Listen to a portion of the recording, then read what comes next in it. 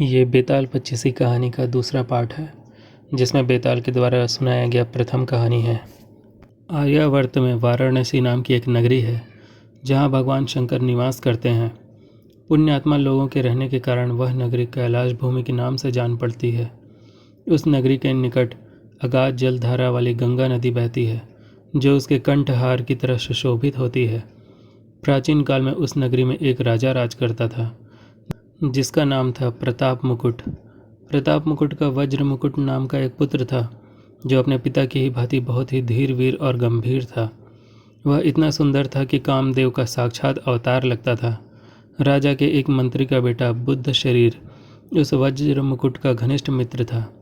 एक बार वज्र मुकुट अपने मित्र के साथ जंगल में शिकार खेलने गया। वहाँ घने जंगल के बीच उसे एक रमणीय सरोवर दिखाई दिया, जिसमें बहुत से कोमल सुंदर सुंदर पुष्प खिले हुए थे। उसी समय कुछ सखियों सहित राजकन्या वहां आई और सरोवर में स्नान करने लगी। राजकन्या के सुंदर रूप को देखकर वज्र मुकुट उस पर मोहित हो गया। राजकन्या ने भी वज्र मुकुट को देख लिया था और वह भी पहली नज़र में उसकी ओर आकर आकृष्ट हो गई थी। राजकुमार वज्र मुकुट अभी उस राजकन्या के बारे में जानने के लिए सोच ही रहा था कि राजकन्या ने खेल खेल में उसकी ओर संकेत करके अपना नाम धाम भी बता दिया। उसने एक कमल के पत्ते लेकर कान में लगाया, दंतपत्र से देर तक दांतों को खुरचा, एक दूसरा कमल माथे पर रखा तथा हाथ अपने हृदय पर रखा। किंतु राजकुमार ने उस समय उसके इशारों का मतलब न समझा। उसके बुद्धिमान मित्र बुद्ध शरीर ने उन इशारों का मतलब समझ लिया था, अतः मंद मंद मुस्कुराता हुआ अपने मित्र की हालत देखता रहा, जो उस राजकन्या के प्रेम बाण से आहत होकर राजकन्या और उसकी सखियों को वापस जाते देख रहा था। राजकुमार घर लौटा तो वह बहुत उदास था। उसकी दशा जल में मछली की भांति हो रही थी। जब से वह शिकार से लौटा था, उस कन्या के वियोग में उसका खाना पीना छूट गया था। राजकुमारी की यादें आते ही उसका मन उसे पाने के लिए बेचैन होने लगता था। एक दिन बुद्ध शरीर ने राजकुमार से एकांत में इसका कारण पूछा। कारण जानकर उसने कहा कि उसका मिलना कठिन नहीं है। तब राजकुमार ने अधीरता से कहा, जिसका ना तो नाम धाम मालूम है और ना ही जिसके कुल का कोई पता है, वह भला कैसे पाई जा सकती है? फिर तुम व्यर्थ ही मुझे भरोसा क्यों दिलाते हो? इस पर मंत्री पुत्र बुद्ध शरीर बोला, मित्र, उसने तुम्हें इशारों से जो कुछ बताया था, क्या उन्हें तुमने नहीं देखा? सुनो, उसके कानों पर उत्पल कमल रखकर बताया कि वह कर्णोत्पल के राज्य में रहती है। दांतों को खुरच कर यह संकेत दिया कि वह वहाँ के दंत वैद्य की कन्या है। अपने कान में कमल का पत्ता लगाकर उसने अपना नाम पद्मावती बताया और हृदय पर हाथ रखकर सूचित किया कि उसका हृदय तुम्हें अर्पित हो चुका है। कलिंग देश में कर्णोत्पल नाम का एक सुविख्यात राजा है। उसके दरबार में दंत वैद्य की पद्मावती नाम की एक कन्या है, जो उसे प्राणों से भी अधिक प्यारी है। दंत वैद्य उस पर अपनी जान छिड़कता है। मंत्रीपुत्र ने आगे बताया, मित्र, ये सारी बातें मैंने लोगों के मुख से सुन रखी थी, इसलिए मैंने उसके उन इशारों को समझ लिया जिससे उसने अपने देश आदि की सूचना दी थी। मंत्रीपुत्र के ऐसा कहने पर राजकुमार को बेहद संतोष हुआ। प्रिया का पता लगाने का उपाय मिल जाने के कारण वह भी प्रसन्न था। वह अपने मित्र के साथ अगले ही दिन आखेट का बहाना करके अपनी प्रिया से मिलने चल पड़ा। आधी राह में अपने घोड़े को वायु वेग से दौड़ाकर उसने अपने सैनिकों को पीछे छोड़ दिया और केवल मंत्रीपुत्र के साथ कलिंग की ओर बढ़ चढ़ा। राजा कर्णोत्पल के राज्य में पहुंचकर उसने दंत वैद्य की खोज की और उसका घर देख लिया। तब राजकुमार और मंत्रीपुत्र ने उसके घर के पास ही निवास करने के लिए एक वृद्ध स्त्री के मकान में प्रवेश किया। मंत्रीपुत्र ने घोड़ों को दाना पानी देकर उन्हें छिपाकर बांध दिया। फिर राजकुमार के सामने ही उसने वृद्धा से कहा, हे माता, क्या आप संग्रामवर्धन नाम के किसी दंत वैद्य को जानती हैं? यह सुनकर उस वृद्धा स्त्री ने आश्चर्यपूर्वक कहा, हाँ, मैं जानती हूँ। मैं उनकी धाय हूँ, लेकिन अधिक उम्र हो जाने के कारण अब उन्होंने मुझे अपनी बेटी पद्मावती की सेवा में लगा दिया है। किंतु वस्त्रों से हीन होने के कारण मैं सदा उसके पास नहीं जाती। मेरा बेटा नालायक और जुआरी है। मेरे वस्त्र देखते ही वह उन्हें उठा ले जाता है। बुढ़िया के ऐसे कहने पर प्रसन्न होकर मंत्रीपुत्र ने अपने उत्तरीय आदि वस्त्र से उसे देकर संतुष्ट किया। फिर वह बोला, तुम हमारी माता के समान हो। पुत्र समझकर हमारा एक कार्य गुप्त रूप से कर दो तो हम आपके बहुत आभारी रहेंगे। तुम इस दंत वैद्य की कन्या पद्मावती से जाकर कहो कि जिस राजकुमार को उसने सरोवर के किनारे देखा था वह यहाँ आया हुआ है। प्रेमवश उसने यह संदेश के लिए तुम्हें वहाँ भेजा है। उपहार मिलने की आशा में वह बुढ़िया तुरंत ऐसा करने को तैयार हो गई। वह पद्मावती के पास पहुंची और संदेश पद्मावती को देकर शीघ्रता से लौट आई। पूछने पर उसने राजकुमार और मंत्री पुत्र को बताया। मैंने जाकर तुम लोगों के आने की बात गुप्त रूप से उससे कही। सुनकर उसने मुझे बहुत बुरा भला कहा और कपूर लगे अपने दोनों हाथों से मेरे दोनों गालों पर कई थप्पड़ मारे। मैं इस अपमान को सहन न कर सकी और दुखी होकर रोती हुई वहाँ से लौट आई। बेटे, स्वयं अपनी आंखों को देख लो।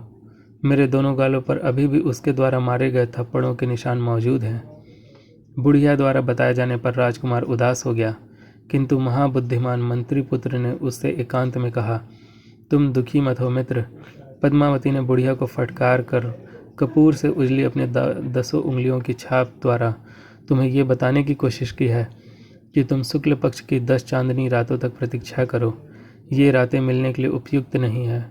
इस तरह राजकुमार को आश्वासन देकर मंत्री पुत्र बाजार में गया और अपने पास का थोड़ा सा सोना बेच आया। उससे मिले धन से उसने बुढ़िया से उत्तम भोजन तैयार करवाया और उस वृद्धा के साथ ही भोजन किया। इस तरह 10 दिन बिताकर मंत्री पुत्र ने उस बुढ़िया को फिर पद्मावती के पास भेज दिया। बुढ़िया उत्तम भोजन के लोभ में यह कार्य करने के लिए फिर से तैयार हो गई। बुढ़िया ने लौटकर उन्हें बताया, आज मैं यहाँ से जाकर चुपचाप उसके पास खड़ी रही, तब उसने स्वयं ही तुम्हारी बात कहने के लिए मेरे अपराध का उल्लेख करते हुए मेरे हृदय पर महावर लगी अपनी 3 उंगलियों से आघात किया। इसके बाद मैं उसके पास से यहाँ चली आई। 3 रातें बीत जाने के बाद मंत्री पुत्र ने अकेले राजकुमार से कहा, तुम कोई शंका मत करो मित्र। पद्मावती ने महावर लगी 3 उंगलियों की छाप छोड़कर यह सूचित किया है कि वह अभी 3 दिन तक राजमहल में रहेगी। यह सुनकर मंत्री पुत्र ने एक बार फिर से बुढ़िया को पद्मावती के पास भेजा। उस दिन जब बुढ़िया पद्मावती के पास पहुंची तो उसने बुढ़िया का उचित स्वागत सत्कार किया और उसे स्वादिष्ट भोजन भी कराया।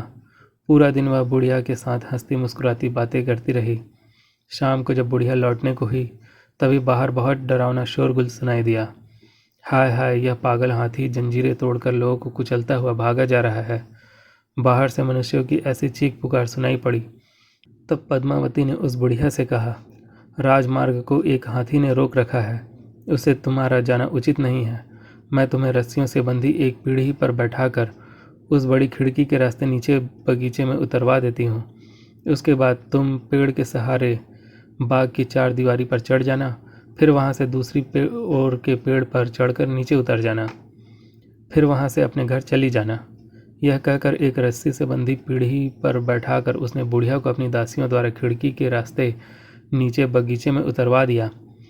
बुढ़िया पद्मावती द्वारा बताए हुए उपाय से घर लौट आई और सारी बातें ज्यों की त्यों राजकुमार और मंत्री पुत्र को बता दी। तब उस मंत्री पुत्र ने राजकुमार से कहा, मित्र, तुम्हारा मनोरथ पूरा हुआ। उसने युक्तिपूर्वक तुम्हें रास्ता भी बतला दिया है, इसलिए आज ही के शाम तुम वहाँ जाओ और इसी मार्ग से अपनी उस प्रिया के भवन में प्रवेश करो। राजकुमार ने वैसा ही कहा। बुढ़िया के बताए हुए तरीके द्वारा वह 4 दीवारी पर चढ़कर पद्मावती के बगीचे में पहुंच गया। वहां उसने रस्सियों से बंधी हुई पीढ़ी को लटकते देखा, जिसके ऊपर छज्जे पर राजकुमार की राह देखती हुई कई दासियां खड़ी थी। ज्यों ही राजकुमार पीढ़ी पर बैठा, दासियों ने रस्सी ऊपर खींच ली और वह खिड़की की राह से अपने प्रिया के पास जा पहुंचा। मंत्रीपुत्र ने जब अपने मित्र को निर्विघ्न खिड़की पर प्रवेश करते देखा तो वह संतुष्ट होकर वहां से लौट गया। अंदर पहुंचकर राजकुमार ने अपनी प्रिया को देखा। पद्मावती का मुख चंद्रपूर्ण के समान था, जिससे शोभा की किरणें छिटक रही थी। पद्मावती भी उत्कंठा से भरी राजकुमार के अंग लग गई और अनेक प्रकार से उसका सम्मान करने लगी। अनंतर राजकुमार ने गांधर्व विधि से पद्मावती के साथ विवाह रचा लिया और कई दिन तक गुप्त रूप से उसी आवास में छिपा रहा। कई दिन तक वहां रहने के बाद एक रात उसने अपनी प्रिया से कहा, मेरे साथ मेरा मित्र बुद्ध शरीर भी यहाँ आया है। वह यहाँ अकेला ही है, तुम्हारी धाय के घर में रहता है। मैं अभी जाता हूँ, उसकी कुशलता का पता करके उसे समझा बुझाकर पुनः तुम्हारे पास आ जाऊँगा। यह सुनकर पद्मावती ने राजकुमार से कहा, आर्यपुत्र, यह तो बतलाइए कि मैंने जो इशारे किए थे उन्हें तुमने समझा था या बुद्ध शरीर ने? मैं तो तुम्हारे इशारे बिल्कुल भी नहीं समझा था, राजकुमार से बताया। उन इशारों को मेरे मित्र बुद्धशेर ने ही समझकर मुझे बताया था। यह सुनकर और कुछ सोचकर पद्मावती ने राजकुमार से कहा, यह बात इतने विलंब से कहकर आपने बहुत ही अनुचित कार्य किया है। आपका मित्र होने के कारण वह मेरा भाई है। पान पत्तों से मुझे पहले उसका ही स्वागत सत्कार करना चाहिए था। ऐसा कहकर उसने राजकुमार को जाने की अनुमति दे दी। तब रात के समय राजकुमार जिस रास्ते से आया था उसी से अपने मित्र के पास गया।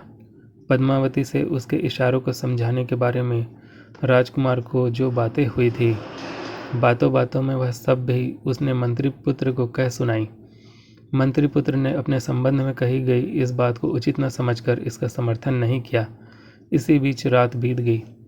सवेरे संध्या वंदन आदि से निवृत्त होकर दोनों बातें कर रहे थे, तभी पद्मावती की एक सखी हाथ में पान और पकवान लेकर वहां आई। उसने मंत्री पुत्र का कुशल मंगल पूछा और लाई हुई चीज़ें उसे दे दी। बातों बातों में उसने राजकुमार से कहा कि उसकी स्वामिनी भोजन आदि के लिए उसकी प्रतीक्षा कर रही है। पल भर बाद वह गुप्त रूप से वहां से चली गई। तब मंत्री पुत्र ने राजकुमार से कहा, मित्र, अब देखिए, मैं आपको एक तमाशा दिखाता हूँ।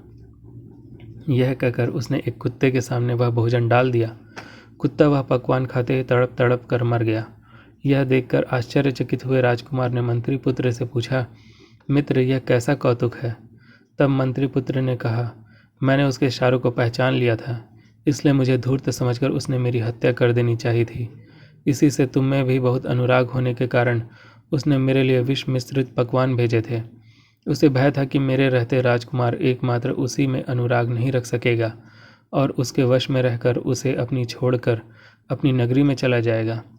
इसलिए उस पर क्रोध न करो, बल्कि उसे अपने माता पिता के त्याग के लिए प्रेरित करो और सोच विचार कर हरण के लिए मैं तुम्हें जो युक्ति बतलाता हूँ उसके अनुसार आचरण करो। मंत्रीपुत्र के ऐसा कहने पर राजकुमार यह कहकर उसकी प्रशंसा करने लगा कि सचमुच तुम बहुत बुद्धिमान हो। इसी बीच अचानक बाहर से दुख से एक विकल लोगों का शोरगुल सुनाई पड़ा। यह सुनकर मंत्रीपुत्र प्रसन्न हुआ। उसने राजकुमार से कहा, आज रात को तुम पद्मावती के घर जाओ। वहाँ तुम उसे इतनी मदिरा पिलाना कि वह बेहोश हो जाए और वह किसी मृतक के समान जान पड़े। तब वह बेहोश हो तो उसे हालत में तुम एक त्रिशूल गर्म करके उसकी जांघ पर दाग देना और उसके गहनों की गठरी बांधकर रस्सी के सहारे खिड़की के रास्ते यहाँ चले आना। उसके बाद मैं सोच विचार कर कोई उपाय करूँगा जो हमारे लिए कल्याणकारी हो। राजकुमार ने वैसा ही किया। उसने पद्मावती को जी भर मदिरा पिलाई और जब वह बेहोश हो गई तो उसकी जांघ पर त्रिशूल से एक बड़ा सा दाग बना दिया और उसके गहनों की गठरी बनाकर अपने साथ ले आया। सवेरे शमशान में जाकर मंत्रीपुत्र ने तपस्वी का रूप धारण किया और राजकुमार को अपना शिष्य बनाकर उससे कहा, अब तुम इन आभूषणों में से मोतियों का हार लेकर बाजार में बेचने के लिए जाओ, लेकिन इसका दाम इतना अधिक बताना कि कोई खरीद न सके। साथ ही यह भी प्रयत्न करो कि इसे लेकर घूमते हुए तुम्हें अधिक से अधिक लोग देख सकें।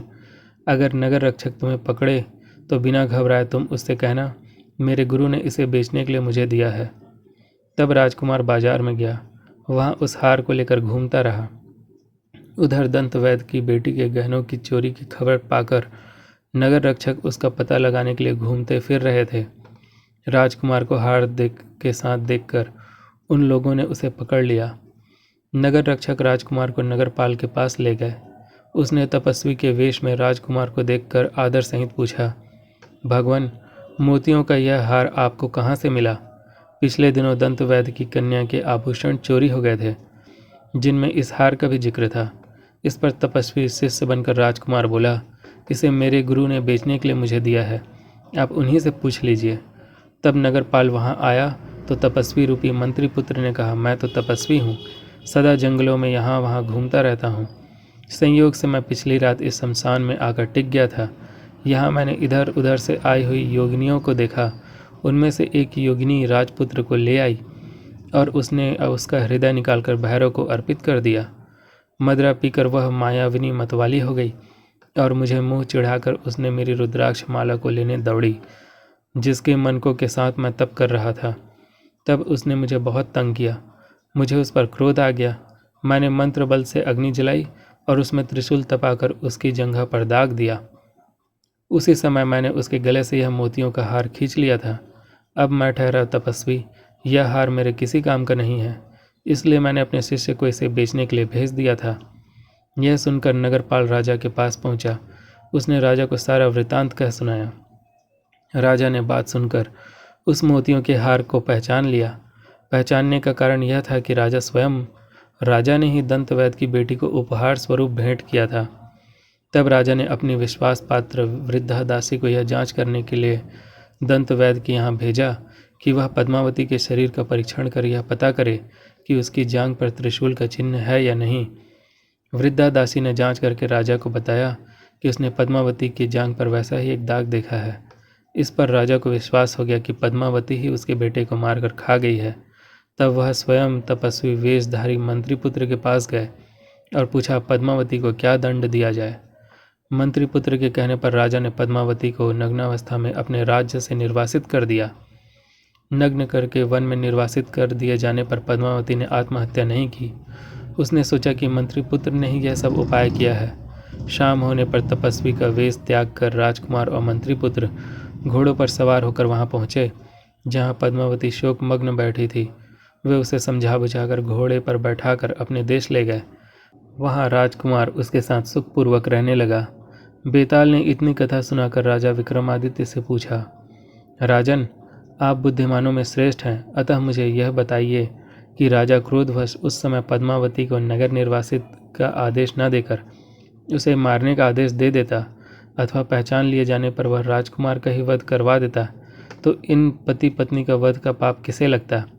मंत्रीपुत्र को, राजकुमार को अथवा पद्मावती को? राजन, यदि जानते हुए भी तुम मुझे ठीक ठाक नहीं बतलाओगे तो विश्वास जानो कि तुम्हारे सिर के 100 टुकड़े हो जाएंगे। बेताल के ऐसा कहने पर सब कुछ जानते हुए भी राजा विक्रमादित्य ने शाप के भय से उससे यूँ कहा, योगेश्वर, इसमें ना जाने क्या योग्य है। इसमें इन तीनों का कोई पाप नहीं है। जो पाप है वह राजा कर्णोत्पल का है। बेताल बोला, इसमें राजा का पाप क्या है? जो कुछ किया वह तो उन तीनों ने किया। हंस यदि चावल खा जाए तो इसमें कौवे का क्या अपराध है? तब विक्रमादित्य बोला, इन तीनों का कोई दोष नहीं था। पद्मावती और राजकुमार कामाग्नि में जल रहे थे। वे अपने स्वार्थ साधन में लगे हुए थे, अतः वे भी निर्दोष थे। उनका विचार नहीं करना चाहिए। लेकिन राजा कर्णोत्पल अवश्य पाप का भागी था। राजा होकर भी वह नीति शास्त्र नहीं जानता था। उसने अपने गुप्तचरों के द्वारा अपनी प्रजा से भी झूठ सच झूठ का पता नहीं लगवाया। वह धूर्तों के चरित्र को नहीं जानता था। फिर भी बिना विचारे उसने जो कुछ किया उसके लिए वह पाप का भागी हुआ। शव के अंदर प्रविष्ट उस बेताल से जब राजा ने मौन छोड़कर यह युक्ति युक्त बातें कही, तब उसकी दृढ़ता की परीक्षा लेने के लिए अपनी माया के प्रभाव से वह राजा विक्रमादित्य के कंधे से उतरकर इस तरह कहीं चला गया कि राजा को पता भी नहीं चला। फिर भी राजा घबराया नहीं। राजा ने उसे फिर से ढूंढ निकालने का निश्चय किया और वापस उस वृक्ष की ओर लौट पड़ा।